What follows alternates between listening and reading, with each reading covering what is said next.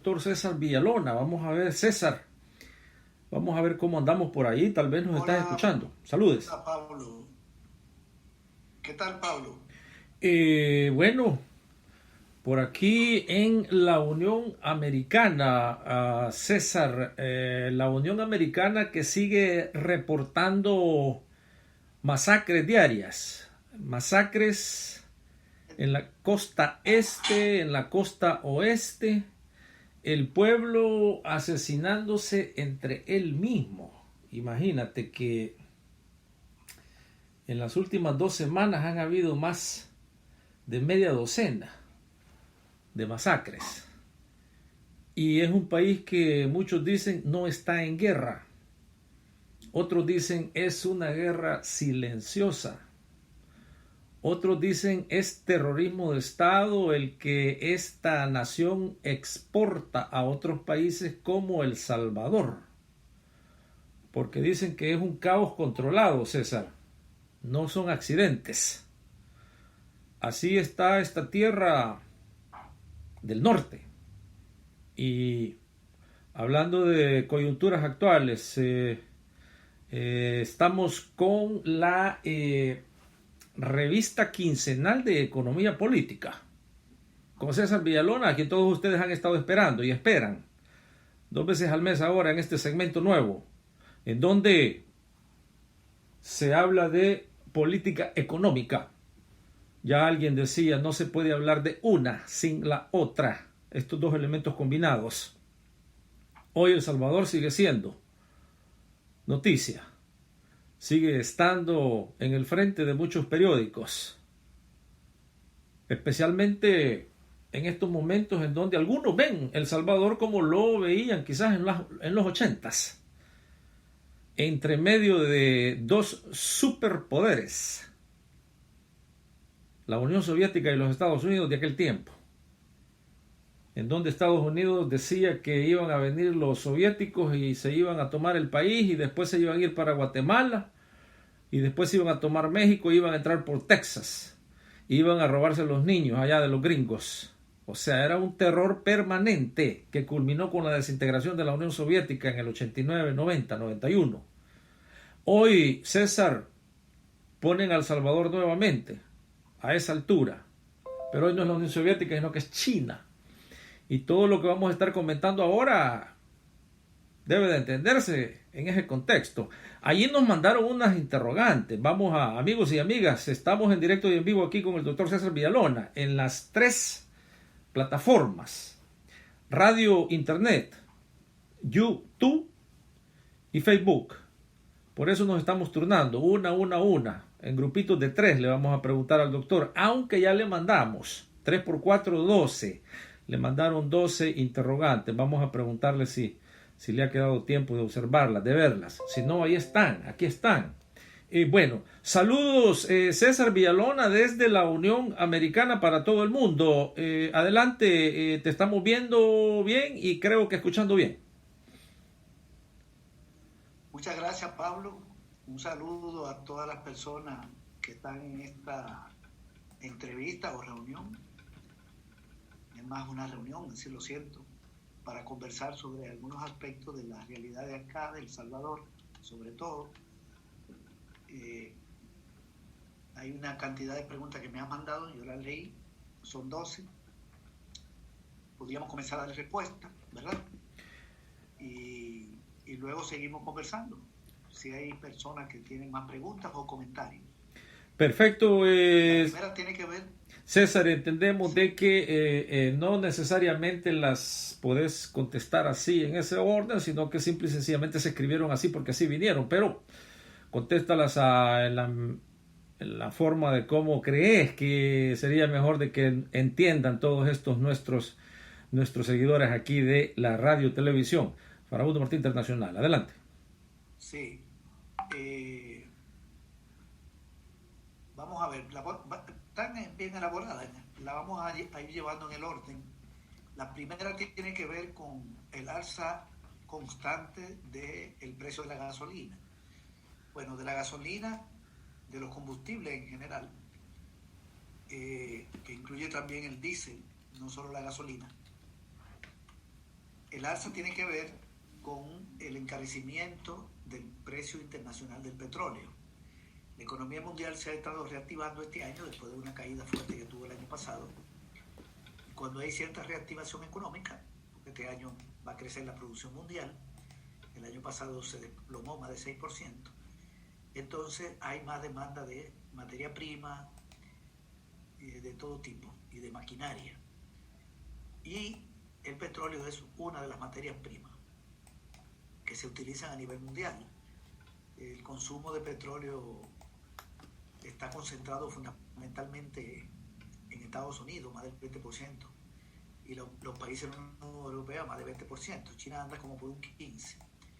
Entonces, si esas economías crecen, demanda más petróleo y el precio sube. En El Salvador no hay control de precio, sino que cuando sube el petróleo se encarecen los combustibles porque nosotros somos importadores de esos derivados del petróleo, como la gasolina, el diésel, la gasolina regular, la gasolina especial y el diésel. Entonces aquí hay una fórmula que obliga inmediatamente a subir el precio. El gobierno tiene que hacerlo, porque así está establecido. Entonces esa es la explicación de que se está encareciendo. Se ha encarecido desde las últimas 3 semanas de diciembre del 2020. Comenzó a subir el precio y los combustibles están más caros. Eso afecta a los costos de las empresas, por supuesto, y se está reflejando en aumento de precios internos. La inflación este año apunta a que puede llegar al 10%, que sería la más alta desde 1990, si llega ahí. Y no estoy incluyendo un posible alza de precios que pueda haber si el gobierno finalmente negocia con el Fondo Monetario Internacional un programa de ajuste que implique aumento de tributos. Pero tal como van las cosas, ya se está reflejando un aumento de precios importante. Aquí todo está más caro, los materiales de construcción están carísimos, está más caro los combustibles, por supuesto, la energía, que también se fija de acuerdo a cómo evoluciona el precio del petróleo, porque la mayor parte de la energía se genera de búnker, que es un derivado del petróleo.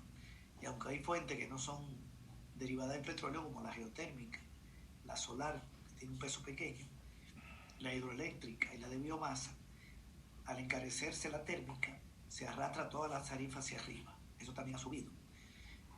Y los salarios están congelados a propósito. Es decir, que el poder adquisitivo de la población está siendo afectado. Aquí no hay aumento salarial. Ahora, hay otra pregunta. ¿Por qué se eliminó el impuesto al combustible de los aviones? Eso se hizo en este gobierno para beneficiar a los dueños de las líneas aéreas. Y el principal accionista de líneas aéreas en el país es Roberto Criete, que es el hombre más rico de El Salvador. Criete tiene un capital acumulado, activos, valor de los activos de más de $7.000 millones, como 7.300. Es el más rico del país y él tiene un vínculo con el clan empresarial Bukele.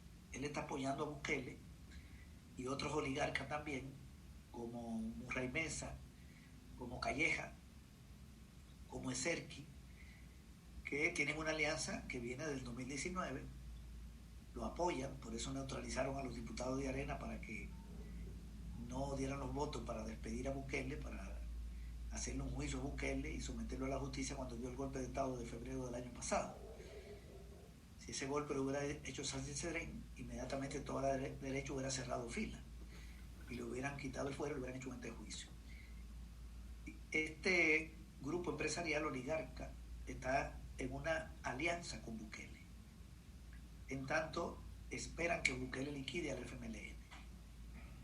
Tienen ese pacto para que él cumpla el propósito de la liquidación del frente y de toda expresión de izquierda. No estoy diciendo que eso va a ocurrir, sino que ese es el proyecto político que tenemos en el gobierno, un proyecto contrarrevolucionario. Eso es lo que encabeza Bukele. Y este grupo le da apoyo. Hay otro sector de la oligarquía que no está aliado a él, porque le teme que ese grupo que gobierna, con el control de la Asamblea y de todos los órganos del Estado casi, pueda acumular tanta riqueza que se puede convertir en oligarca. Es decir, Bukele puede transitar a ser tan rico como Simán, tan rico como Cristiani, como Poma. Él no está a ese nivel, pero lo puede hacer con privatizaciones de empresas públicas, con la corrupción pública, que es escandalosa. La Corte de Cuentas tiene un cuestionamiento de $1.000 millones que no tienen respaldo en el gasto del año pasado y no dejan de entrar los inspectores al Ministerio de Hacienda, los auditores. También acaparando las compras gubernamentales, poder fortalecer su grupo económico, Bukele, su familia y los empresarios que están con él, a través de incentivos fiscales y otras formas. Pero el cliente ha salido a defenderlo porque quiere darle gobernabilidad, porque si Bukele se erosiona, se puede fortalecer una opción de izquierda. Eso es lo que explica esa alianza. Pero la oligarquía no está aliada por completo, hay un pleito, porque hay otros como Simán y Cristiani que no van a entrar en el reparto de los recursos públicos. Lo otro es qué hace el cliente y otro de la oligarquía tradicional tan cerca de Bukele. Creo que ya contesté esa pregunta cuando me referí a por qué le quitaron el impuesto a los combustibles de los aviones. Es una alianza hasta que Bukele cumpla su plan de barrer toda expresión de izquierda, si es que lo cumple. Ellos están esperando que lo cumpla, pero no es seguro, no necesariamente. Puede ser que Bukele entre en un desgaste. Yo creo que más es eso lo que va a ocurrir. Y Criete es de los dueños de Avianca, que es la empresa de aviación de capital salvadoreño y colombiano. Él tiene acciones importantes ahí. Entonces lo beneficiaron quitándole los impuestos. Esos son los mecanismos de enriquecimiento de los sectores empresariales. Solo que este señor ya no se puede enriquecer más. Lo que puede es aumentar su riqueza, pero una gente que tiene activos por 7.300 millones, ganarse 10 millones más por esta medida, bueno, para él no está mal, pero realmente es una riqueza ya demasiado grande la que tiene. Este es un beneficio adicional. Hacienda dice que cobrará impuestos. Aquí esta pregunta no la entiendo, la tercera. Está conectada. Impuesto al... no sé exactamente la palabra. César, lo que se decía ahí de Canadá, que ha salido una noticia en donde el Ministerio de Hacienda ha anunciado que se podrían recaudar hasta de 50, quizás hasta casi 100 millones de dólares en impuestos al comercio electrónico, a todo lo que se está comprando en el Internet, que dice el ministro, muchos países del mundo cobran impuestos y aquí en El Salvador no. ¿A eso se refiere? Sí, correcto, al comercio electrónico. Bueno, puede haber una recaudación, pero eso encarece todo lo que se comercia por esa vía. Eso es como subir el IVA. Eso no quiere decir nada. Obviamente, si suben el IVA a 3 puntos, que es lo que está proponiendo el Fondo Monetario, el gobierno va a recaudar 300 millones más. Entonces, el ministro de Hacienda puede decir, si subimos el IVA, recaudamos 300 millones. Si le podemos comer el impuesto a este comercio, recaudamos 100 millones. Pero eso es el consumo. Eso lo paga la población consumidora, la población que compra.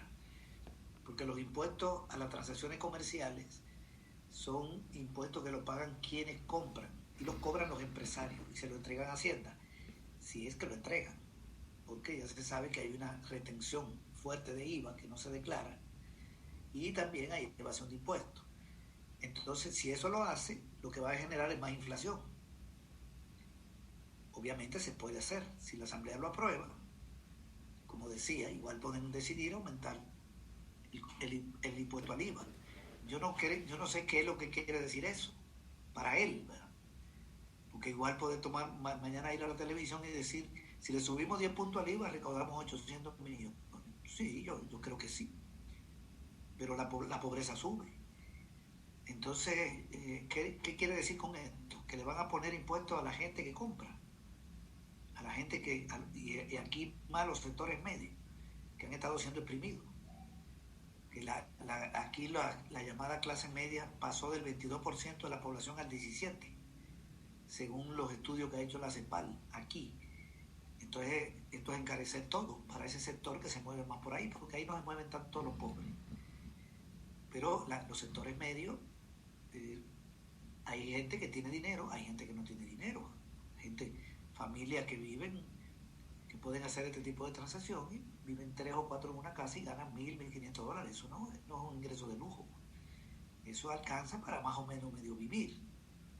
Entonces, sería un golpe al bolsillo de la gente. Y hay una pregunta de en qué queda la evasión y la ilusión. ¿Cuándo se separará? Bueno, justamente en vez de poner el impuesto al consumo, lo que debería hacer el gobierno es cobrarle impuestos a los evasores. Y para eso el gobierno saliente, el que presidió Salvador Sánchez Serén, le dejó un préstamo de $30 millones para la factura electrónica, que no es el comercio electrónico.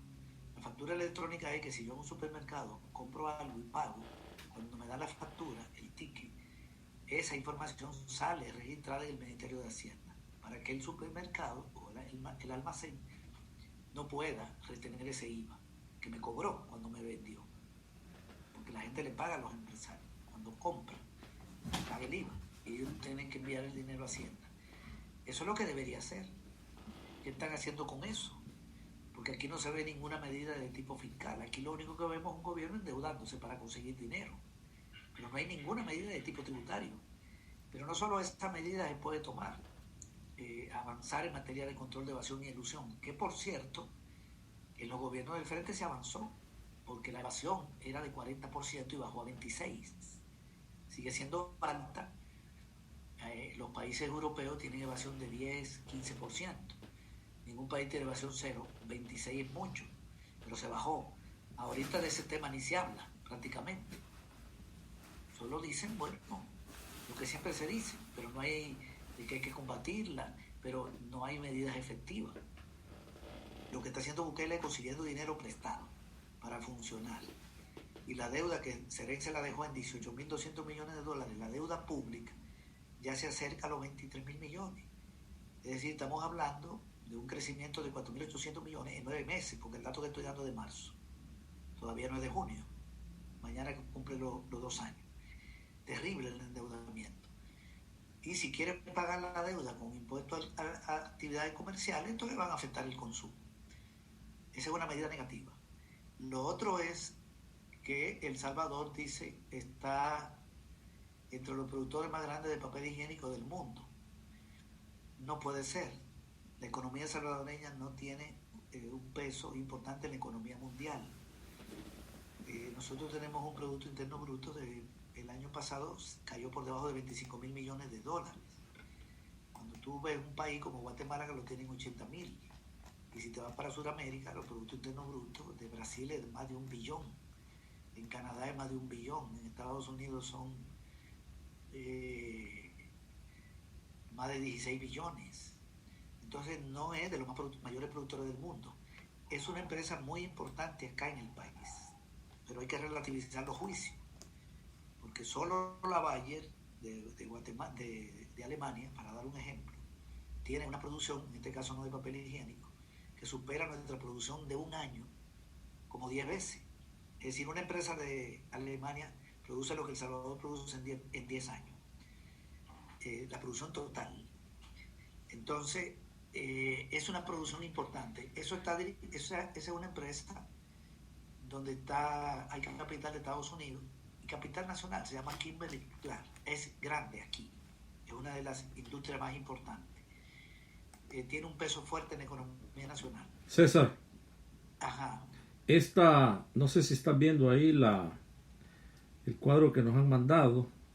Sí. Entonces esto, donde aparecen la razón por la cual nos pedían ahí que explicaras, es porque como en todas cifras económicas que se quiere engañar a los pueblos, a las gentes, en donde se dice El Salvador, pero la verdad es que quien está haciendo todo esto es una compañía gringa en El Salvador, la Kimberly-Clark, como lo estás mencionando. Entonces, aquí hay 10 países y es increíble que El Salvador esté a la par de Estados Unidos en Eso esto. no tiene ningún sentido. Ese cuadro no tiene ningún sentido. Ajá. A lo mejor lo están sacando los buquelistas. Este país no puede producir la misma cantidad que Estados Unidos. No tiene ningún sentido. El Producto Interno Bruto de Nueva York es el de nosotros de 20 años, solo para hablar de Nueva York. Es una empresa importante. Ahora, el hecho de que sea de capital de Estados Unidos, bueno, sí, es de capital de Estados Unidos, pero opera aquí, ¿verdad? O sea, es parte, lo que aquí se produce de empresas extranjeras, es parte del Producto Interno Bruto de acá, del país. Entonces es importante porque nosotros tenemos empresas nacionales y empresas extranjeras, empresas del Estado y empresas privadas. Yo no le veo mucho problema a que sea de Estados Unidos, aunque esas empresas tienen facilidades para repatriarse sus utilidades. Pero igual sacan los capitales de aquí las empresas nacionales. Si fuera de Cristiani, igual fuera de un millonario, las ganancias fueran de Cristiani. Lo que no es cierto es el peso que tiene a nivel mundial. No tiene ninguna lógica por el tamaño de nuestra economía. Había otra pregunta que tenía que ver con la crisis migratoria, que USA anuncia solución de crisis migratoria, traer más empresas gringas, o sea, traerlas a El Salvador, sería la pregunta. Lo que pasa es de que de Los Ángeles han mandado un reporte en donde hablan de la visita de la vicepresidente de los Estados Unidos, la señora Kamala Harris, que como ha respondido a la solución de los problemas del país, es de que va a invitar a corporaciones gringas a que lleguen a El Salvador a darle trabajo a los salvadoreños. Algo que no es nuevo. Bueno, te piden eso cuál es tu... siempre. Sí. Eso no, aquí tenemos, cuando se dolarizó la economía, se dijo que iba a venir capital extranjero, no viene.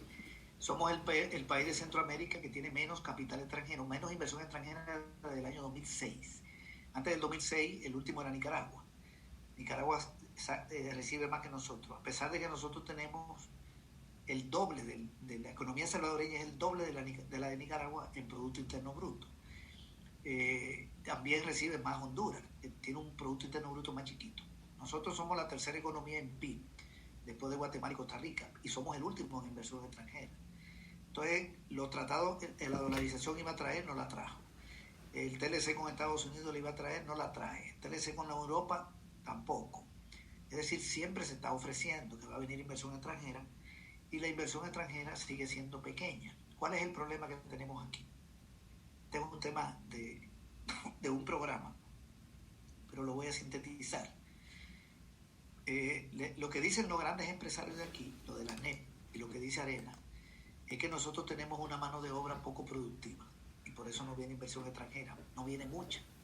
El año pasado, por ejemplo, entraron 200 millones y a Honduras entraron 600 en medio de la pandemia, 3 veces.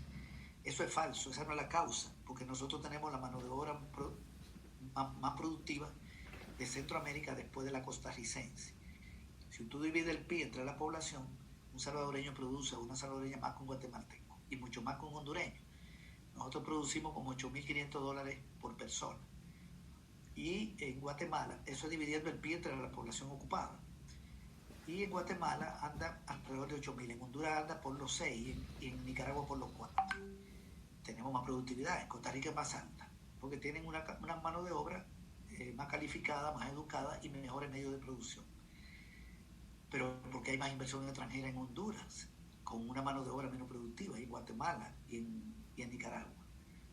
Segundo, la delincuencia. La delincuencia es igual en Honduras y Guatemala. Esa no es causa. POMA está invirtiendo en Honduras y tiene inversión allá en, ¿cómo se llama? La ciudad más peligrosa de Honduras es San Pedro Sula. Y de aquí sacan los capitales para Guatemala. Almacenes Simán existe en Guatemala desde finales de los 90 y el Banco Bucatlán y Metrocentro. Entonces no es la delincuencia el problema. Los otros que dicen que tenemos altos costos de energía, eso es falso. La energía más barata de Centroamérica es la de Guatemala y la segunda es la nuestra. Entonces no puede ser esa la causa.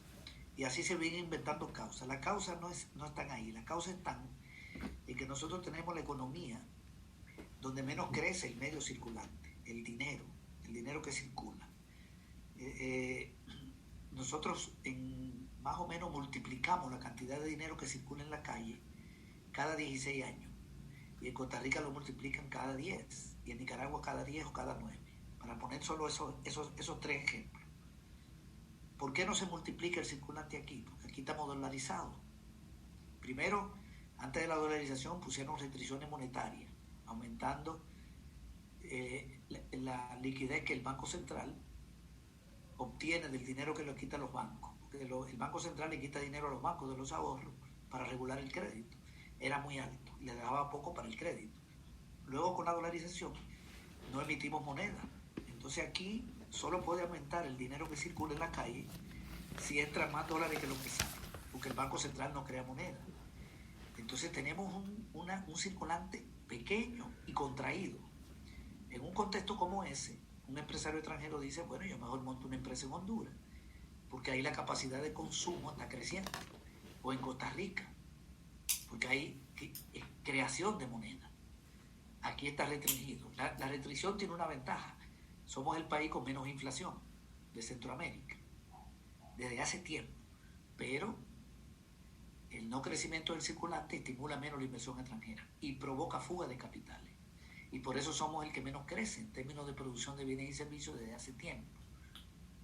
En los gobiernos del frente se avanzó un poco, pero seguimos siendo el último en crecimiento de la región desde hace más de 15 años y con menos inversión extranjera. Entonces, esa promesa de que le van a decir a un gringo que venga a invertir aquí, eso no tiene sentido. Ya aquí hay 26 leyes que permiten no pagar impuestos. Existe la dolarización, existen los TLC que dan facilidad a la inversión extranjera y no vienen. Entonces estamos congelados, con un circulante congelado. No creamos moneda. Entonces tiene que entrar muchos dólares para que aumente el circulante. Y no entra tanto. Y si no fuera por la remesa y por la deuda que está teniendo este gobierno, estuviéramos más contraídos. Hay que desatar eso, son amarras monetarias. Tenemos amarras monetarias. Y esas amarras monetarias las dejó Arena, se las dejó al frente. Y con Arena la economía en los últimos 2 gobiernos creció como 2%, 2.5, 2.6. Y con lo del FMLN también. Solo que Arena en el último año se desplomó, el frente la agarró muy por debajo. Y eso mismo va a estar pasando. Cuando termine el gobierno de Bukele, aquí vamos a tener una economía que va a ser más chiquita que la del 19, en términos del PIB. Bien, entonces, cuando un empresario va a invertir en otro país, lo primero que calcula es si su producto tiene demanda. Lo que yo voy a producir, ¿crece la demanda o no crece? Entonces, donde crece más la demanda es en el resto de la región. Y los propios empresarios de aquí están fugando capitales. Esta es una traba estructural que no la pudo resolver los gobiernos del frente, porque pasa en gran medida por la reversión de la dolarización. Otra pregunta era, ¿cómo se explica la nueva ley de fideicomiso? Esto tiene que ver con el dinero que le quieren dar al café. Más deuda para el café. Bien, lo primero es que esa es una promesa. Lo que están aprobando no quiere decir que se va a convertir en convenio y en préstamo. Una cosa es que la Asamblea le diga al gobierno endeúdese o que le apruebe un préstamo, y otra cosa es que eso se haga efectivo. Para que se haga efectivo, tiene que haber una negociación con el Fondo Monetario Internacional. En este momento, el gobierno está negociando. El ministro de Hacienda acaba de dar una rueda de prensa donde dice que están en la mesa. Mientras no haya negociación con el fondo, esos préstamos que está aprobando la Asamblea no se van a convertir en desembolso, salvo lo del BESI, lo de Centroamérica, que son poquitos. Están esperando que el fondo le dé el visto bueno, porque el fondo es el garante de que los gobiernos paguen una deuda. O sea, el Fondo Monetario se creó para garantizar que los gobiernos del mundo paguen la deuda que tienen con otros gobiernos, con organismos multilaterales o con empresas privadas, con bancos, con tenedores de bonos. Entonces el fondo llega a un país como este y dice, te voy a prestar 2.000 millones, le dice al gobierno 1.300, te voy a ayudar, tú andas con problemas, pero tú tienes que pagar la deuda. Y por lo tanto, la deuda con otro es la que vas a tener conmigo. Y por lo tanto, le impone un programa de ajuste que consiste en que reduzca gastos y aumente ingresos. Y el fondo le está proponiendo que sube el IVA 3 puntos, unos 5 este año y unos 5 el año que viene, que encarezca los combustibles y que le ponga un tributo a las microempresas. Y por el lado del gasto, que despida gente y recorte gastos sociales y frene la compra de bienes y servicios. Ok, Bukele está temeroso de llegar al acuerdo porque él vio lo que pasó en Colombia. El IVA en Colombia lo subieron de 5 a 19% para una serie de productos. Y querían que pagara renta de su salario la gente que gana 2 salarios mínimos, que son $600. Hoy se paga sobre un salario mucho mayor. El pueblo se levantó, hay un incendio generalizado, el país está cogiendo fuego, y Bukele se retiró de la mesa aquí. Al retirarse de la mesa no podía concretar préstamos.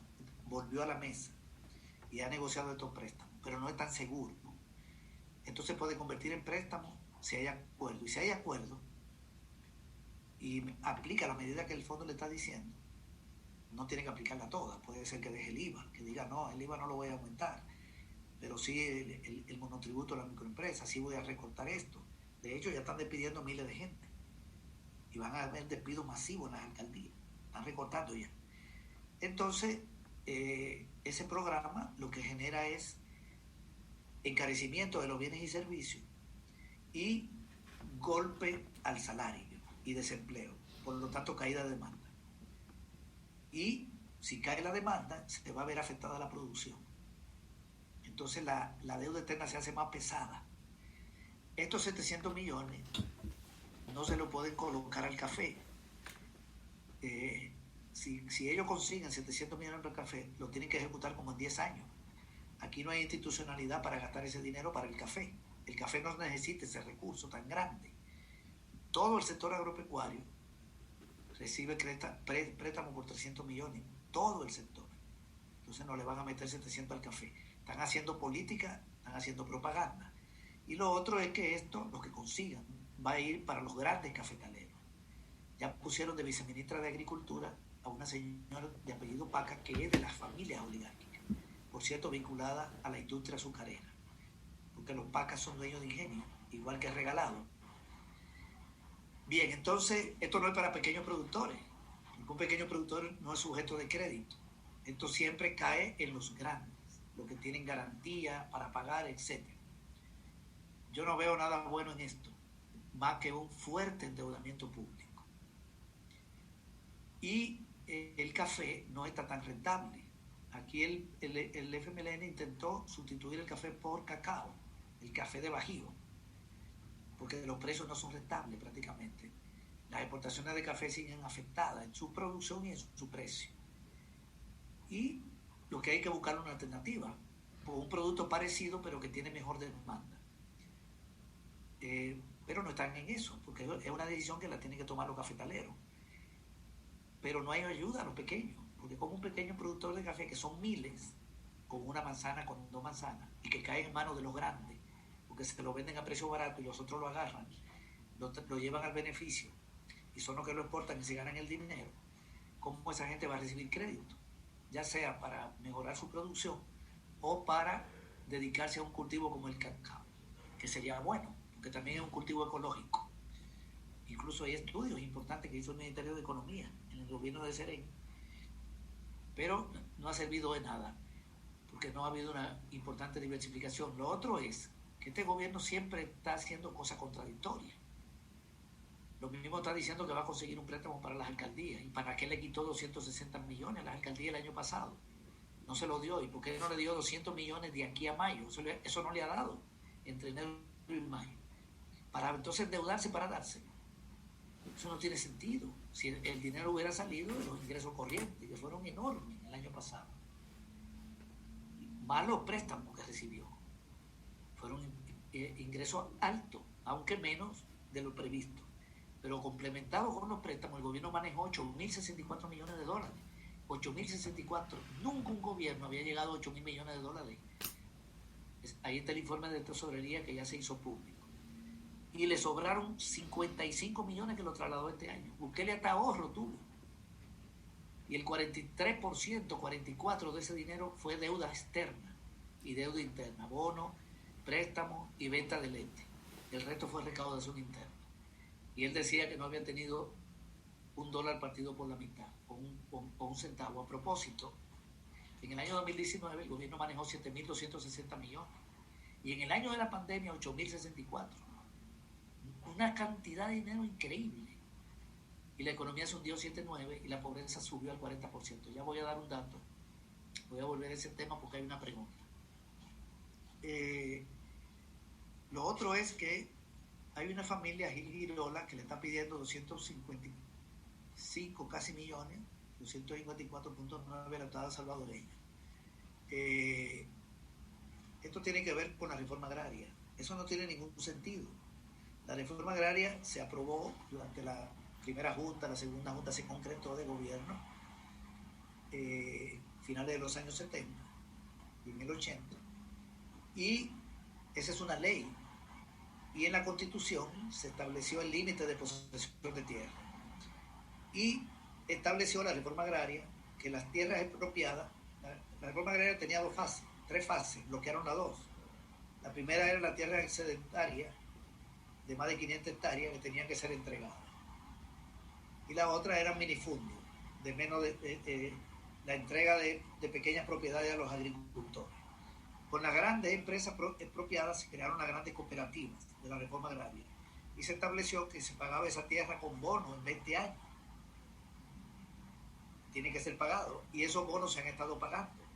Entonces esta gente ha hecho un cálculo de que le deben ese dinero, un cálculo de lo que ellos se hubieran ganado si hubieran sido dueños de esa tierra, pero no son dueños de esa tierra, porque esa fue una expropiación aprobada por ley. Y pasó la guerra, pasó la década del 90, la década del 2000, la primera década y estamos en la segunda. Y ya estamos en la tercera. Entonces ahora quieren que el Estado le pague y una de las beneficiarias es la canciller. Para desfalcar al Estado con 259 millones, 255, perdón. ¿Qué va a pasar ahí? Bueno, la Asamblea Legislativa podría tomar una decisión de que el Estado pague ese dinero. Si el Estado paga ese dinero, se lo van a dar a la canciller de la República y su familia, que son millonarios. ¿Y de dónde lo va a sacar? Bueno, de los tributos que paga el pueblo o de más deuda. Esto es concentrar la riqueza, de nuevo, en una minoría a costa de afectar la finanza pública. Esta es una familia millonaria, entonces se hace más millonaria. Pero es parte de todo el negocio que tiene la familia Bukele, el clan Bukele, y el grupo empresarial que gira alrededor de él, donde está esta señora, y donde está el ministro de Agricultura, donde está Salazar Romero, donde está Safi, dueño de Megavisión, del Hotel Presidente. Hay un clan empresarial integrado por la familia Bukele y un grupo de empresarios que están utilizando los recursos públicos. La Corte de Cuentas dice que el año pasado, de los 8.064 millones de dólares que manejó el Estado, hay 1.000 que no tienen factura de gasto. Pago a proveedores por 260 millones que no tienen factura. Y un dinero que se movió por la banca y no hay registro de 600 millones. Y quieren ir a hacer auditoría y no la dejan entrar a la Corte de Cuentas.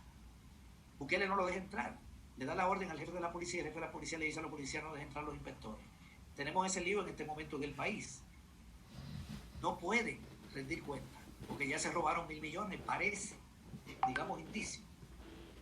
Acordémonos que en medio de la pandemia renunció el ministro de Hacienda, el viceministro de Hacienda, la superintendente del sistema financiero, el presidente del Banco Central, que no dejaron entrar a los inspectores el año pasado a Hacienda, que el ministro no rinde cuentas en la Asamblea, el ministro de Hacienda, que el ministro de Agricultura lo acaban de despedir porque apareció en una lista, y Bukele, para curarse en salud, lo despidió, lo hizo viceministro y lo quitó.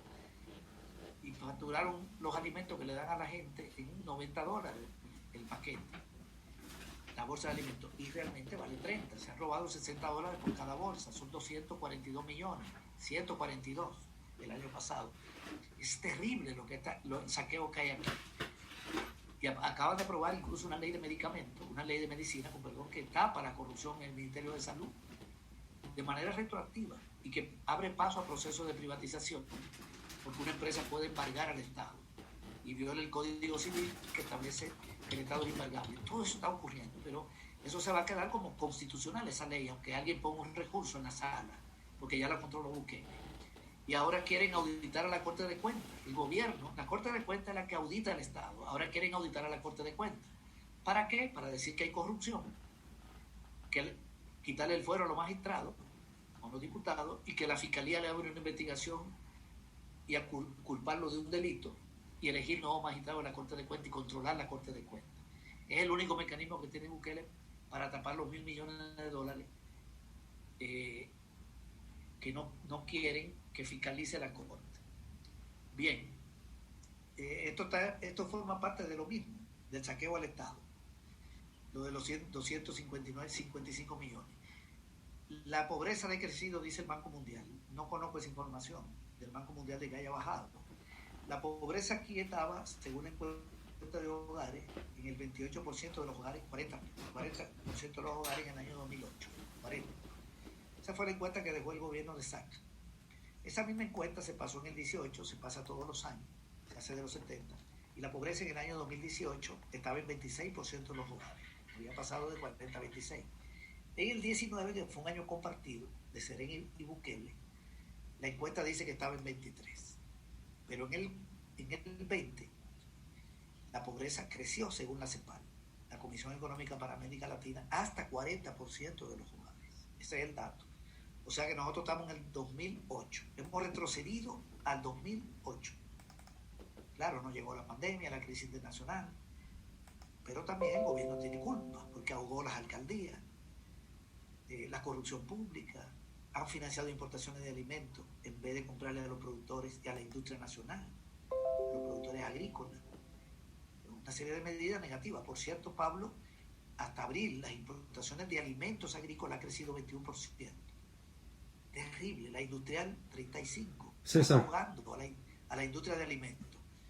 César, este reporte de Óscar Avalle, que es el gerente aquí del Banco Mundial y que ha dado estas declaraciones, quiere decir que este señor está dando cifras, engañando a la gente, y es mentira eso entonces, que ha disminuido la pobreza en los últimos años. Vamos a ver la noticia, no la puedo leer bien. ¿A qué periodo se refiere? Ahorita él lo que está diciendo es, él es el gerente del país del Banco Mundial, y ha hablado de que... ¿Hasta qué año se refiere la noticia? Porque el Banco Mundial ha reconocido baja de pobreza, pero hasta el 2017. Bueno. ¿Está hablando aquí? Sí, aquí está hablando ya, inclusive decía el reporte que pudiera ser de los últimos 5 años. ¿Pero cuál año incluye? Porque del 2020 no hay datos, más que el de la CEPAL. Perfecto. Hay que ver a qué año se está refiriendo. Sí, la pobreza se redujo entre el 2008 y el 2019. No solo en los últimos 5 años. No, se redujo entre el 2008 y el 2019. Incluyendo el primer año de Bukele, 7 meses y 5 de Serén. Ahí está mezclado.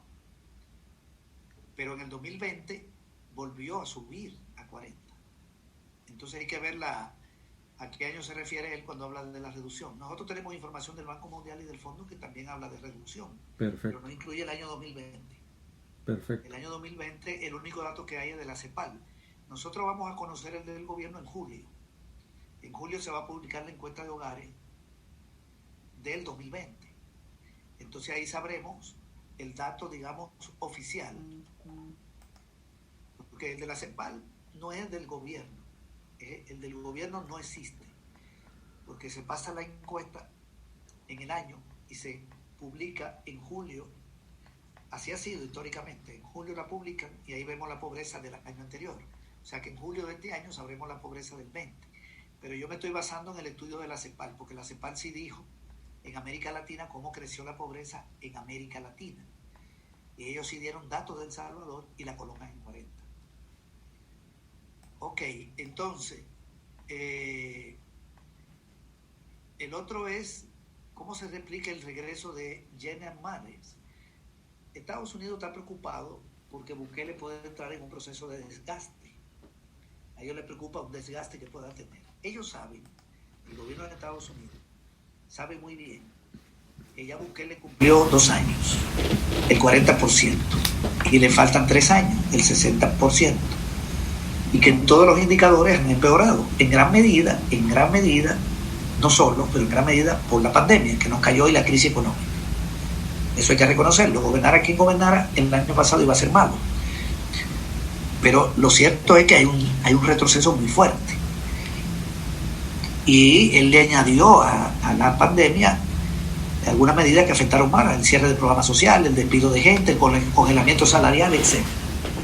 Ok. Y sabe que en los 3 años que quedan, lo que viene es un programa de ajuste con el Fondo Monetario Internacional. Lo más probable. Entonces ya estuvo. Este gobierno terminó en términos económicos. Lo que le queda es administrar un programa de ajuste del Fondo Monetario. ¿Y qué es un programa de ajuste? Un programa de recorte de gasto y de aumento de tributo. O sea, un golpe a la población. Y se perdieron 36.000 empleos con la pandemia. Y para que tengas una idea, en los 10 años de gobierno del Frente se crearon 16.000 empleos por año. Eso es insuficiente, porque la gente que busca empleo son 50.000 al año, pero fueron 16.000 por año. En 10 años, en este gobierno, en casi 2 años, ya se ha perdido, digo casi 2 años porque el dato último de febrero que estoy dando, se ha perdido 36. ¿Y cómo va a terminar esto? Con suerte se volverá el empleo que había cuando Bukele llegó, pero con una población económicamente activa mucho más grande. Entonces, no hay salida. Y el programa con el fondo es golpeo a la gente. Entonces Estados Unidos sabe que las tendencias económicas para el pueblo no son buenas. Y tiene miedo que Bukele, en un marco de deterioro económico y social, le añada a todo ese problema una crisis política, que es lo que está generando. Porque el control absoluto del Estado no significa estabilidad política. No significa eso. El control absoluto lo tuvieron los militares y el país terminó en una guerra. Eso no da estabilidad, porque lo está haciendo además de manera ilegal. Bukele fue legalmente elegido y él ganó las elecciones para la asamblea, digamos, con una estafa política porque no presentó programa, usaron recursos públicos. Pero él podía tener un buen desempeño. No vamos a cuestionar esas elecciones, si quieres. Pero quitar al fiscal, como lo hicieron, y quitar a la Corte, a los magistrados de la Corte, es una ilegalidad. Dar un golpe de Estado en febrero del año pasado es una ilegalidad. Bukele es un presidente ilegal. Bukele estuviera preso si la oligarquía hubiera querido, porque con los diputados de Arena y los del Frente le quitaban el fuero. Con 43 le quitan el fuero.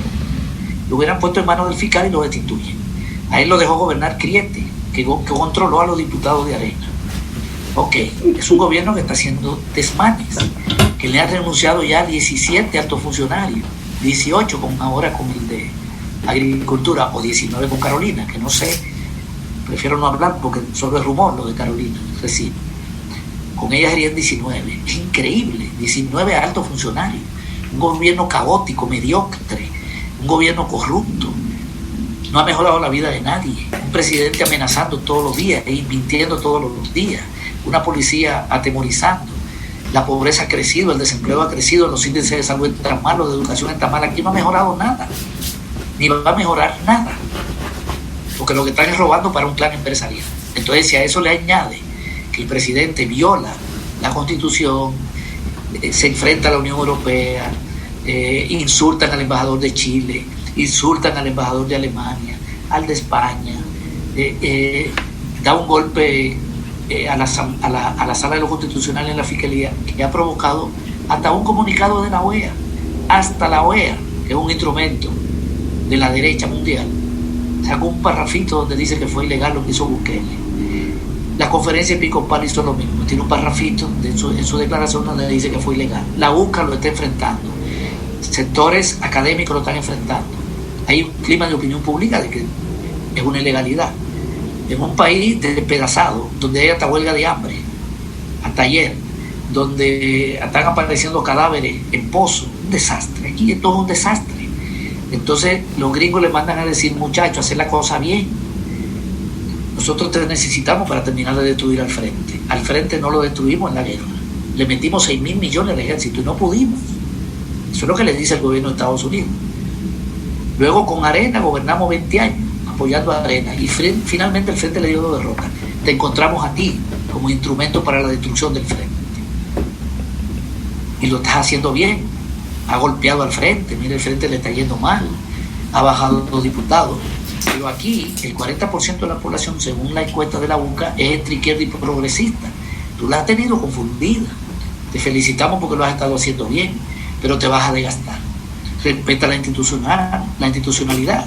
¿Por qué te llevas al fiscal y no lo dejas que llegue hasta diciembre? En diciembre lo quitan y pone el tuyo, para hacerlo legalmente. ¿Por qué te lleva a la sala? Entonces Bukele lo que le dice es que necesitaba el fiscal, porque es el instrumento para luego llevarse a la Corte de Cuentas a través de un juicio, de una investigación, un juicio, y no entregarle cuenta a la Corte de Cuentas y tapar los 1.000 millones. Yo no puedo esperar diciembre y este fiscal me estaba chantajeando. ¿Y por qué te llevaste a la sala? Porque yo necesito que todo lo que voy a hacer me lo declaren constitucional. Voy a aprobar una ley de salud para tapar la corrupción y necesito que cuando metan el recurso la sala diga que esa ley es constitucional. Entiéndanme, le dice Bukele al enviado de Estados Unidos. Pero el enviado de Estados Unidos le dice, bueno, pero te vas a desgastar. Entonces no estamos de acuerdo, porque aquí se puede reactivar un proyecto alternativo. Viene una decepción del pueblo. Entonces, ¿qué va a hacer el pueblo? Un pueblo decepcionado, al que tú le dijiste que ibas a hacer historia, al que le pediste diputado porque la asamblea era la fuente de todo mal, al que ahora le está diciendo que vas a limpiar la casa, y mira cómo quiere limpiar la casa, le está pidiendo otro chance, y todo está peor, y lo que está negociando es un programa de ajuste. Lo que va a hacer la gente decepcionada es emigrar a Estados Unidos. Ese es un camino, y nosotros no queremos que se nos llene este país de gente. La gente decepcionada también puede ponerse en contra tuya. Otra se puede quedar apática y ver de qué vive, salir a la calle a vender. Aquí están aumentando los negocios en la calle, ahorita, y la tiendita en las comunidades. La gente está viendo de qué vive. Todo está degradado. Entonces ellos están preocupados porque este muchacho se va a desgastar. No es que Estados Unidos es enemigo de Bukele, ni que Bukele es enemigo de Estados Unidos. Hay una contradicción en cuanto a cómo manejar este asunto del Estado. No te podemos defender allá en el Congreso haciendo estas cosas. Nosotros en la guerra no le dábamos visa a la Guizón, le dice el enviado. ¿Por qué no le dábamos visa a la Guizón?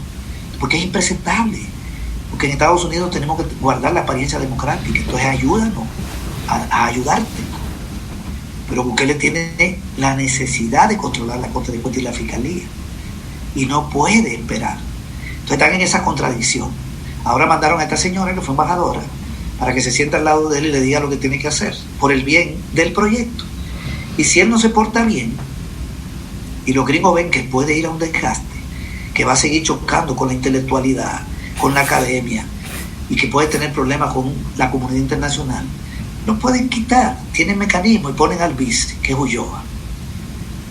Eso es todo, pero Estados Unidos no va a desestabilizar a Bukele para que se fortalezca la izquierda, porque el enemigo principal de la izquierda del mundo entero, es el gobierno de Estados Unidos.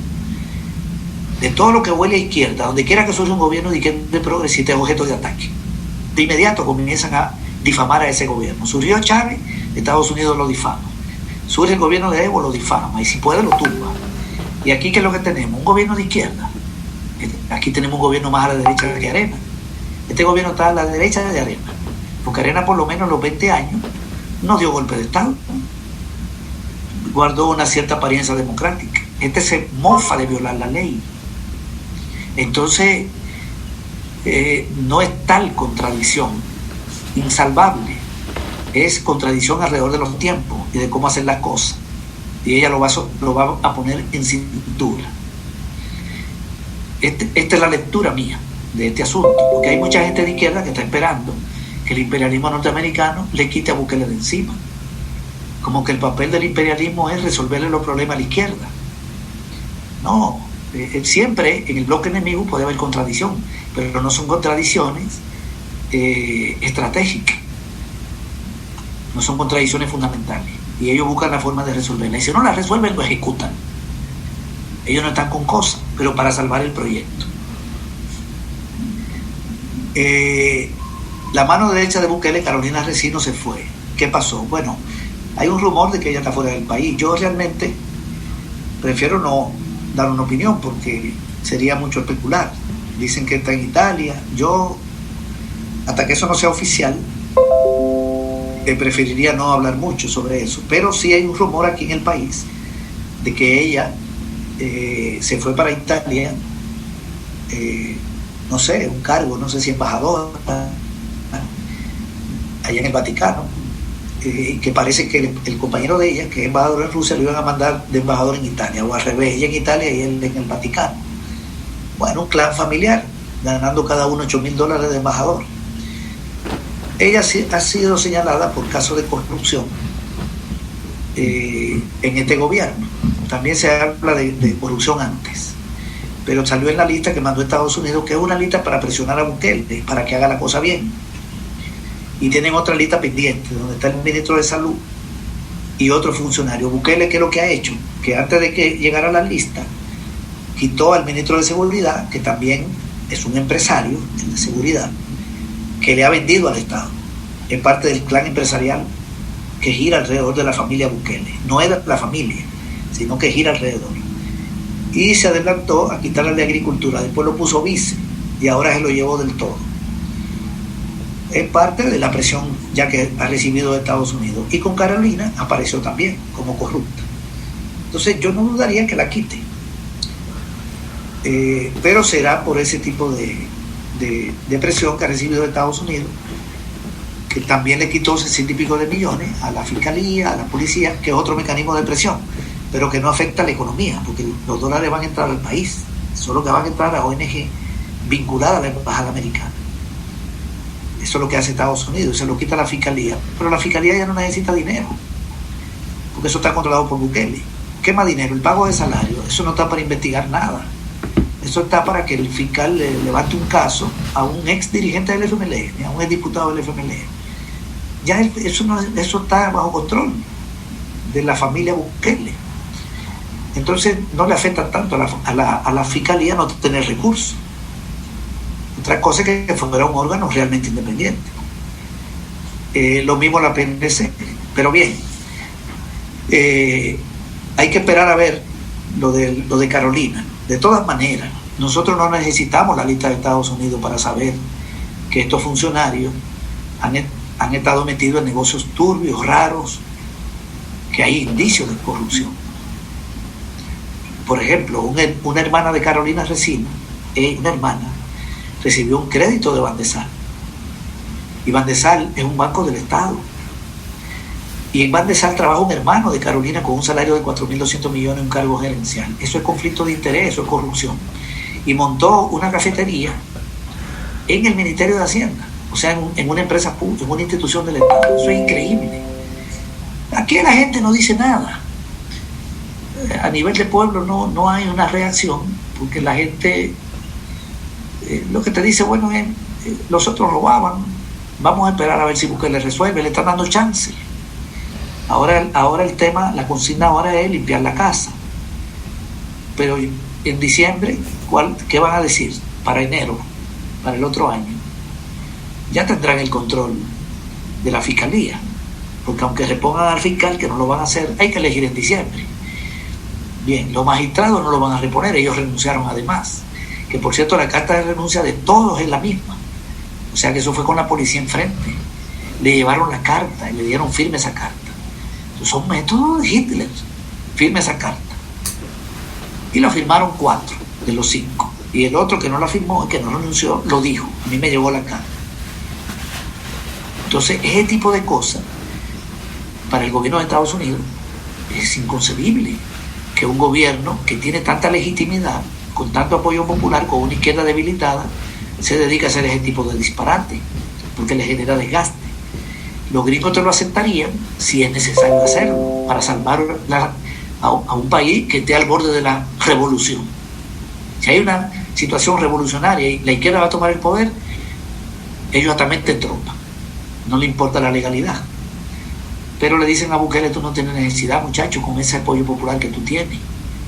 No hagas este tipo de locura. Bien, se terminó la huelga de hambre. Sí, terminó la huelga de hambre. No es una victoria de Nayib todavía, no se puede señalar así. Había un plan de desalojar a los que estaban en la huelga de hambre mañana a las 2 de la tarde, porque Bukele va a llegar a las 8 a la asamblea. Pero era muy deslucido. Esa huelga de hambre le estaba desluciendo el acto en la asamblea, porque Bukele no puede ahora hacer un acto en el centro de la San Salvador. Ahora él tiene que rendir cuenta a la asamblea, porque ahora él tiene los diputados suyos. Sería un desagravio no, con perdón, una ofensa a los diputados que tiene, que son 64, que son instrumentos, no son entes deliberativos. son aplicadores de la política que sale del gobierno, del Ejecutivo. Eso es lo que hay ahí, operadores de política. Hasta leen lo que van a decir. Eso está lleno de analfabetos, de delincuentes. Nadie sabe quiénes son. Entonces, él va a ir ahí ahora porque ahora él reconoce a la asamblea, a la otra no. Y esa huelga le afectaba. Ahí le afectaba. Entonces, hay una promesa de negociar, de comenzar a hablar. Bueno, si hablan con los huelguistas, hasta cierto punto le han doblado el brazo al gobierno. Hasta cierto punto, porque ellos estaban reacios a todo tipo de negociación, a todo tipo de diálogo. Y vamos a ver si dialogan. Ahora, si ellos incumplen la promesa de que van a dialogar, se va a abrir otro momento. La pueden incumplir, porque nosotros tenemos un gobierno mentiroso. No nos sorprendería que la incumplan, pero vendrán otras acciones. Por el momento, lo que ha habido es un acuerdo en el marco de que se va a hablar. Entonces, hasta cierto punto también es una victoria de las personas que estaban en la huelga, que han arriesgado su vida, son 14 días, han arriesgado su vida, su salud, han puesto en riesgo su salud y su vida.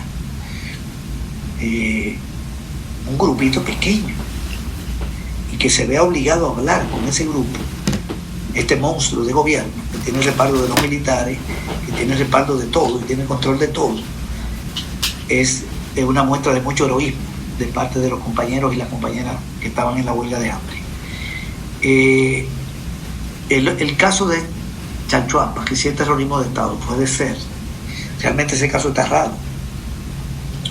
No sabemos si están protegiendo al policía, porque lo han declarado testigo criteriado. Frente a su casa, ahí en su casa, habían 4 personas fallecidas, y él supuestamente se había intentado cortar las venas. Y luego encontraron los pozos atrás y en las vecindades. Una cantidad enorme de personas muertas. Y él sabía de esos asesinatos. Lo más probable es que esos sean asesinatos del crimen organizado con respaldo del Estado. Porque si él lo sabía, siendo un funcionario público, un policía, entonces el Estado estaba enterado de esos asesinatos. Por eso yo creo que en la persona que dijo esto, que así puede ser calificado. Lo que pasa es que, bueno, lo mismo de siempre. No hay un juicio, no se sabe, hay que ver en qué termina la investigación. Pero al aceptar que él es testigo criteriado, lo que quiere decir es que lo van a proteger. Porque al declararse testigo criteriado, culpan a otros. Están buscando cuáles son. Lo salvan a él y salvan al funcionario público. Y el Estado no queda como responsable. Puede ser que sí, esto haya sido ejecuciones. Puede ser que hayan sido ejecuciones desde el Estado. Eso está realmente muy confuso. Pero demuestra también que es falso lo de los asesinatos de que están bajando. Porque están aumentando las desapariciones. Y quienes desaparecen generalmente no aparecen. Y en estos días el ministro de Seguridad dio una rueda de prensa, cuando le preguntaron por qué no daba datos de desaparecidos, dijo que ese dato no era relevante. Y luego a los pocos días aparece este tema. Hay muchísima gente que están asesinando. Lo que pasa es que no la reportan como asesinada, sino como desaparecida. Y los grupos criminales, bueno, la reportaban como desaparecida. Hoy ni siquiera quieren dar el dato. Y los grupos criminales se han afianzado, porque parece que lo que han hecho es recibir dinero para afianzar el control territorial. El plan de control territorial es el plan de afianzamiento del control de los territorios por parte de los grupos criminales, no del Estado. Una cosa es cómo se vende y otra cosa es cómo es. Y no dudemos que parte de todos esos millones de dólares del erario público que no encuentran justificación en el gasto hayan ido a parar a grupos criminales bajo un acuerdo de que paren los asesinatos, pero aumentan las desapariciones y siguen afianzando el control territorial. Y desapariciones donde el Estado tiene algo que ver. Porque cómo se explica que un policía supiera de todos esos asesinados en los pozos. Un policía es un empleado del Estado y justamente de la institución encargada de combatir el delito. Bien, eso expresa la calamidad que hay aquí. Este es un gobierno calamitoso, lo que tenemos. Bueno, Pablo, esta sería mi reacción ante todas las preguntas que han salido. Bueno, amigos y amigas, el tiempo se nos ha ido demasiado rápido, rapidito acá, valga la redundancia, César, se nos insisten aquí que sí, no es mucho abuso de tu gentileza, de que si pudieras definir en pocas palabras para entender lo que se llama convenio con China. ¿Y qué es eso? ¿Qué implica construcción de un estadio? ¿Implica que solo van a venir los chinos con las obras y se van? ¿Implica 500 millones de dólares? ¿Implica ya una relación directa y quitar a los Estados Unidos y meter a los chinos? Si puedes ponerlo en términos que se pueda entender, número uno. Y número dos, en unas horas se cumple el 2º aniversario del actual gobierno. ¿Cómo lo define César Villalona? Dale. Lo de las relaciones con China y la otra era... Y la otra es de que ya a unas horas se cumple el 2º aniversario del gobierno actual. ¿Cómo lo define César Villalona? Ok, muy bien. Entonces, lo de China, mira, ahí también se está haciendo un mal manejo en este tema. El acercamiento con China lo inició el gobierno del FMLN, primero con Mauricio Funes y luego con Salvador Sánchez Serén. Mauricio Funes le eliminó una cláusula que había en la OMC que no reconocía a China como economía de mercado. Y entonces China reciprocó quitándole aranceles a los productos salvadoreños para que entraran a China, y aumentaron las exportaciones de azúcar y otros rubros. El Salvador pasó a vender 57 productos a China y 47 a Taiwán antes de las relaciones diplomáticas. Las exportaciones pasaron de 3 millones cuando llegó Funes a 86 cuando Serén le entrega a Bukele. Crecimiento enorme, y China se convierte en el 7º mercado de exportación después de Estados Unidos, de los 4 países de Centroamérica, sin incluir Panamá, de Colombia y de México, más o menos un poquito más que Colombia, y no compra más azúcar que Estados Unidos. Eso es con Serén, y Serén deja 14 protocolos de cooperación, 14 protocolos. Salvador Sánchez Serén viajó con una delegación a China, con una cantidad de ministros, muchos ministros, el presidente del Banco Central. Hubo 2 viajes, una encabezada por el presidente y otra encabezada por el presidente del Banco Central de aquel momento, y se firmaron todos estos protocolos y se acordaron apoyo de China al país en arroz, que llegaron 3.000 toneladas en el gobierno de Serén, ambulancias que llegaron para el Ministerio de Salud, pipas de agua que llegaron, fertilizantes para la agricultura que llegaron, y becas. Los estudiantes que estaban en Taiwán pasaron a China y China dio otras becas. Todo eso entró con Serén. Esa ayuda entró con Serén, no en dinero, arroz, pipas de agua para transportar agua, lo que dije hace un ratito. Ok. Y los 14 protocolos. Pero además, Sánchez Serén dejó un acuerdo de cooperación por 150 millones de dólares que China nos iba a dar en materia de donación, que es lo que se llama transferencia no reembolsable, es decir, que no hay que pagar, no es un préstamo, 150 millones. Eso ocurre a finales del año 2018, cuando el FMLN había perdido las elecciones legislativas y municipales. La reacción de Bukele en ese momento fue decir que China estaba financiando la campaña electoral del Frente. Era una declaración política, él sabía que era mentira. Y Arena dijo que China quería una base militar aquí. Era una declaración mentirosa. Y la embajadora de Estados Unidos de la época, la misma que viene ahora con otro cargo, también dijo que les preocupaba las relaciones con China. Se montó una campaña desde la derecha que está con Bukele hasta la derecha que está con Arena. Pero bueno, China soportó todo eso y llegaron las elecciones y el Frente perdió. Cuando Bukele toma posesión del gobierno, no se había concretado los 150 millones de ayuda. Eso quedó pendiente porque estaban en medio de una campaña electoral, era lo que había aquí.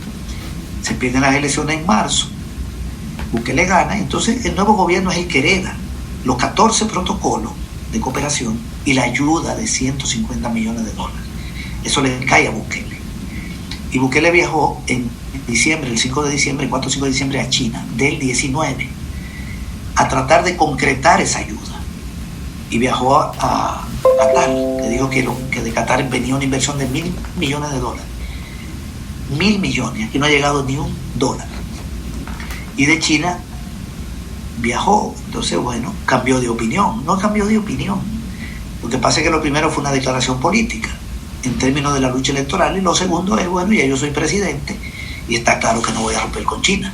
¿Cómo va a romper con China? Si China dice, le cierro el mercado a los productos salvadoreños, regalado de Trangula Bukele, el dueño de los ingenios, y los importadores que traen productos por 1.600 millones, más de 1.600 millones, ya son casi 1.700. El segundo país que más nos vende después de Estados Unidos, el 20% de lo que traemos de fuera viene de China. Solo los importadores importan 100 de esos importadores traen productos por $1.000 millones. Ahí está Vidri, ahí está la DOC, ahí está Simán, ahí está una cantidad de empresas importantes. Esa oligarquía lo asfixia. No iba a romper con China, los chinos sabían lo que estaban haciendo. Lo que hace es aprovecharse de lo que le dejó Serén, y viajó en diciembre. Y le dijo, los chinos le dijeron, bueno, pida, con el otro gobierno ya quedó el acuerdo. Ahora es que usted quiere. Esto es un acuerdo de Estado, no es de gobierno. China no tiene por qué decirle a Bukele, no, ahora como cambió el gobierno, no va la ayuda de 150 millones. Eso no es así, las relaciones diplomáticas no se manejan así. Ese es un convenio de estados, no de quién es el presidente. Los presidentes cambian, los gobiernos cambian, el equipo humano que dirige el Estado cambia, pero el Estado es una institución permanente. Entonces le dicen a Bukele, bienvenido, muchas gracias, venga, por aquí, siéntese. ¿Qué quiere de los 150 millones? Y él dice, yo quiero una biblioteca, un estadio de fútbol y una inversión ahí en la planta de Las Pavas, entre otras cosas. Ah, bueno, entonces eso se le va a dar. ¿Qué está haciendo malo China? Nada. Si el FMLN hubiera seguido siendo gobierno, también sigue eso. Y si hubiera ganado Calleja, también sigue eso. China tiene relaciones con Colombia, tiene relaciones con Venezuela. Cuba tiene relaciones con Venezuela y tiene relaciones con Colombia. Las relaciones internacionales no están basadas en la ideología. Si estuvieran basadas en la ideología, Cuba no tuviera relaciones diplomáticas con Colombia, ni tuviera relaciones diplomáticas con Perú, ni la hubiera establecido con Obama. No, la lógica de la cooperación internacional es otra. Está basada en otros principios. Los acuerdos se cumplen. Los acuerdos entre Estados. Estados Unidos tenía un fomilenio y lo continuó cuando llegó Funes. Entonces, bueno, y Cuba es un país que apoya al mundo entero. Cuba tiene médico en Honduras, o tenía médico en Honduras, tiene la Operación Milagro en Guatemala, hay médicos cubanos en Guatemala, operaciones de la vista.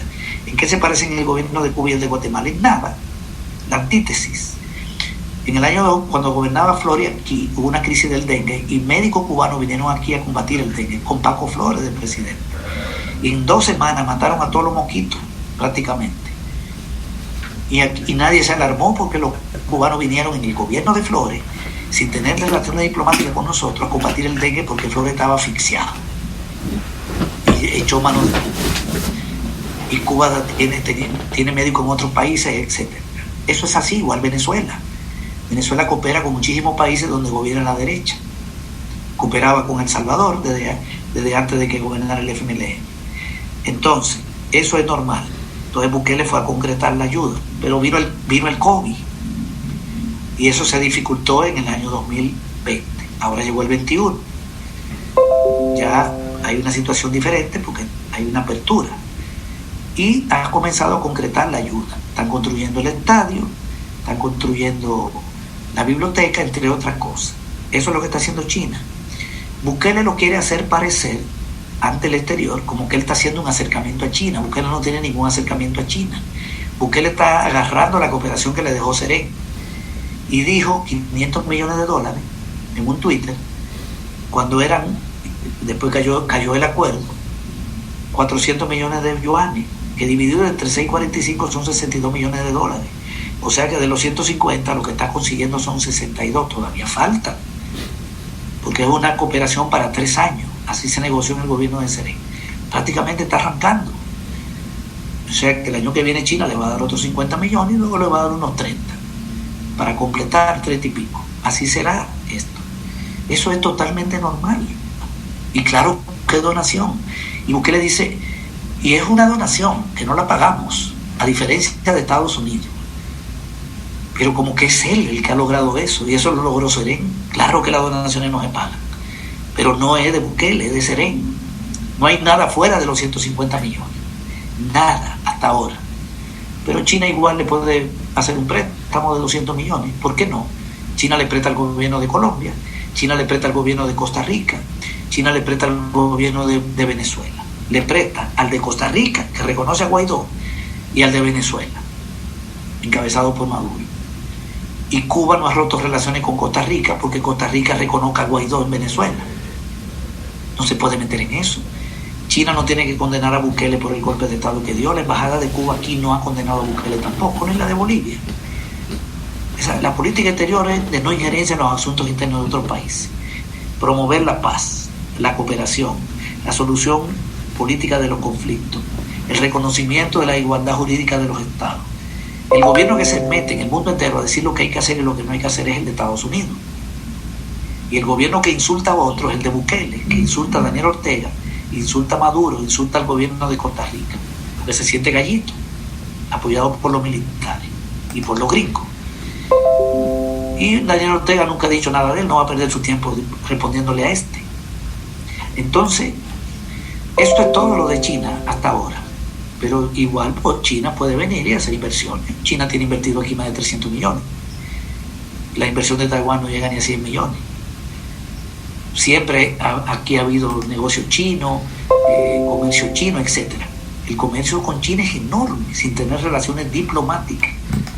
Y comenzó a expandirse en los gobiernos de arena, sobre todo el comercio importador. Bien, entonces eso es lo que puedo decir. Pero hay gente de izquierda que está molesta con China, que China está apoyando a Bukele. Yo no sé de dónde salió eso. Ellos tuvieron que hacer una aclaración, nosotros no nos metemos en eso.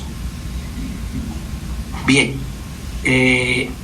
esa es mi lectura de este asunto. Y no hay que alarmarse, porque además los gobiernos hacen negocios, los estados hacen negocios. China le hizo un préstamo a Costa Rica llegó a acuerdo de inversión por 1.700 millones de dólares en energía. ¿Para qué? Bueno, los chinos necesitan energía. Las inversiones en Sudamérica están fundamentalmente en la minería. Aquí no hay muchas áreas de inversión, pero pueden tener interés en invertir aquí. ¿Y qué tiene de malo? También tienen inversión en Cuba, también tienen inversión en Colombia, en Perú tienen un montón de inversiones en minería, donde hay un gobierno de derecha, y tienen una inversión en Venezuela enorme, hasta crearon un fondo de 12.000 millones, y tienen inversiones en Estados Unidos. China tiene inversiones en Estados Unidos súper millonarias, y sacan los capitales, la ganancia para China y para otros países. Igual en Cuba hay inversión española, hay inversión francesa, hay inversión venezolana, china. No hay que alarmarse por estos asuntos. Yo no lo estoy diciendo para este público, para los que estamos reunidos aquí, sino porque hay una cantidad de gente aquí que anda, gente de izquierda, tratando de distorsionar este asunto. Yo no sé, hay como una molestia con China. Y China lo que está cumpliendo es su compromiso de Estado. Yo creo que el Frente debió establecer las relaciones con China antes para tener mejores resultados. Si lo hubiera establecido, todas esas inversiones y esa cooperación hubiera llegado. Pero bueno, se hizo a última hora y le cayó a Bukele en la cooperación. Y hay 14 protocolos que él lo puede desarrollar. Puede ir a China y decir, apóyeme en salud aquí, apóyeme, lo puede hacer.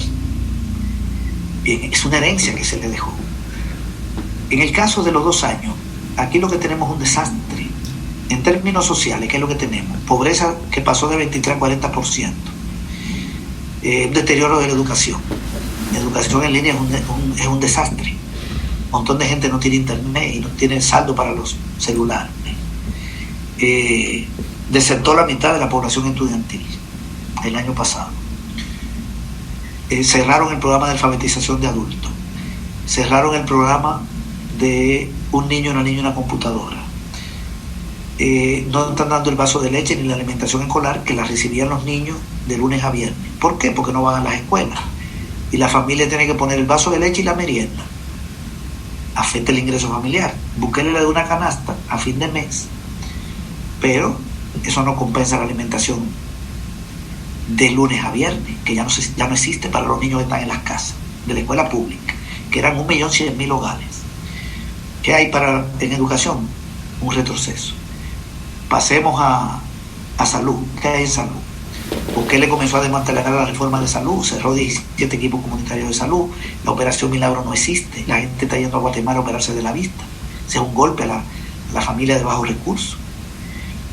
Cerró el programa atendiendo la salud de la mujer, le quitó 33 millones al primer nivel de atención de salud el año pasado. Aquí se dispararon todas las enfermedades prevenibles el año pasado y llegó el dengue. Bueno, el dengue no es culpa del gobierno, pero hubo un manejo raro ahí de los centros de contención para hacer negocio. Y quiero dar un dato: el año pasado murieron 140 personas por mes en promedio.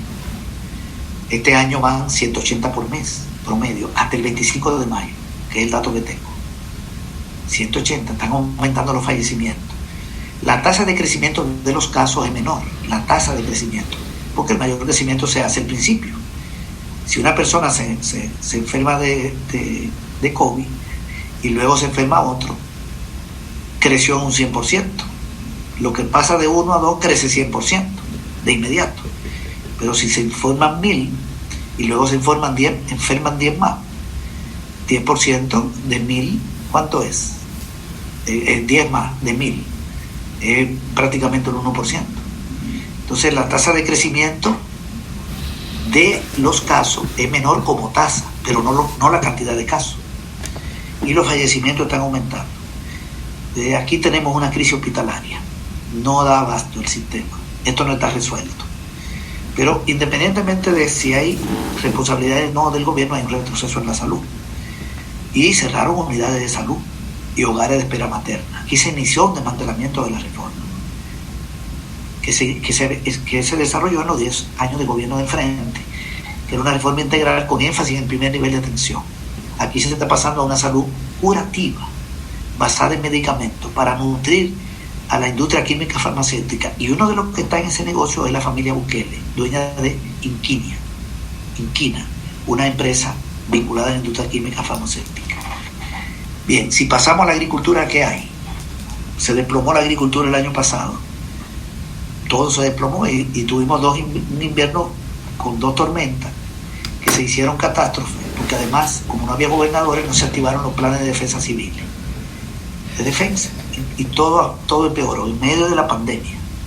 Los campesinos están vendiendo el maíz a $13 y el costo son 15. No tengo más que agregar sobre ese dato. Y el país se está llenando de productos importados que traen los importadores y afectan a los productores nacionales. 440.000 productores de granos básicos están mal. Y la población estudiantil y la población que ha tenido problemas de salud. También hay problemas de salud mental que no se están estudiando por todo el confinamiento que ha habido aquí y por un gobierno terrorista que tenemos, que aterroriza a la población con un discurso insultante, mentiroso y confrontativo, y represión que hay en la policía.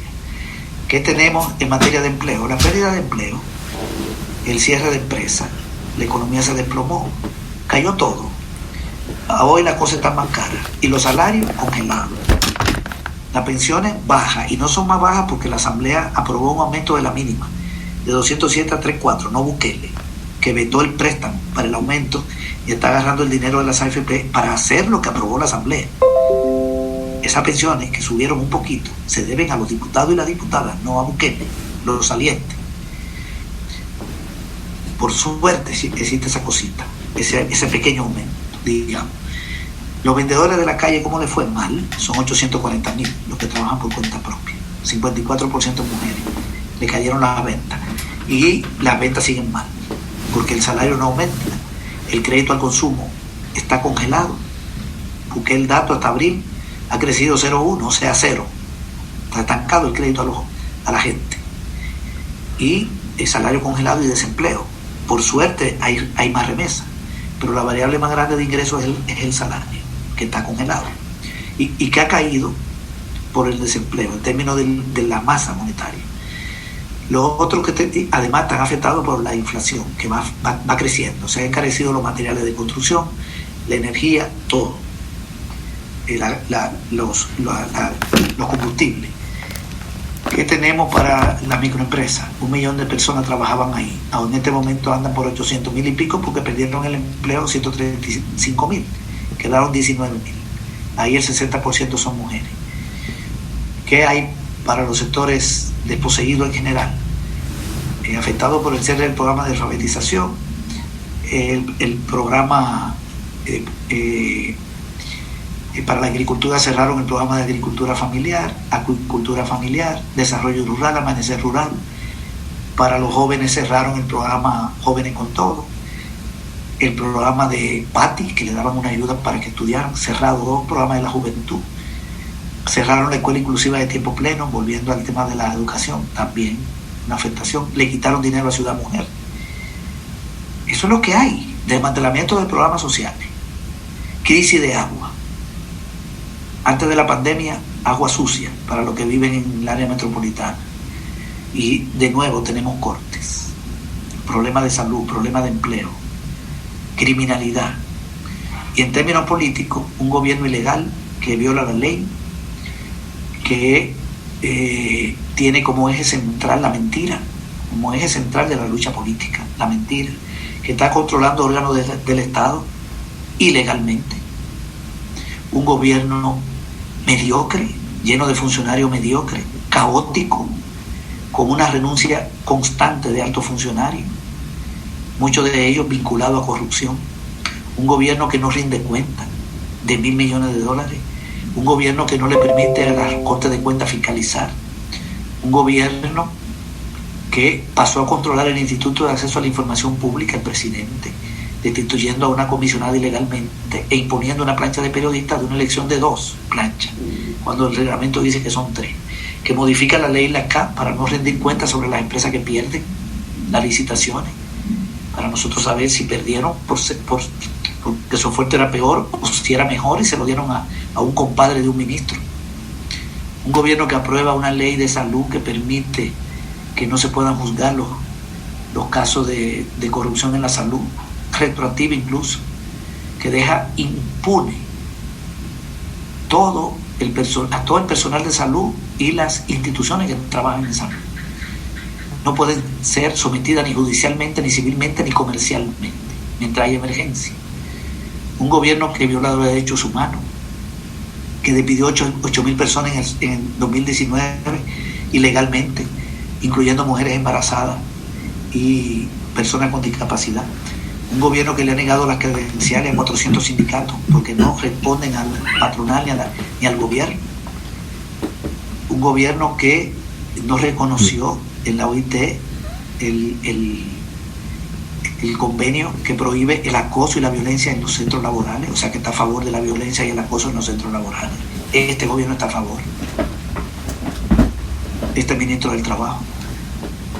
Un gobierno que le impidió a los salvadoreños y salvadoreñas regresar al país acusándolo de tener COVID, cuando a nadie se le puede impedir regresar a su territorio, y que incumplió un fallo de la Sala de lo Constitucional que obligaba a dejar a los salvadoreños entrar, y que hubiera medidas para sacarlo por algún lado y llevarlo a un centro de contención y pasarle la prueba. Violó la libertad de tránsito aquí, que declaró estado de excepción. ¿Qué es lo que hay? Que le renuncia al ministro vinculado al gabinete económico por indicios de corrupción. ¿Qué ha mejorado aquí? Nada. Ahora bien, el presidente no está mal evaluado por el pueblo, porque el pueblo primero le dio el voto de confianza para elegirlo presidente.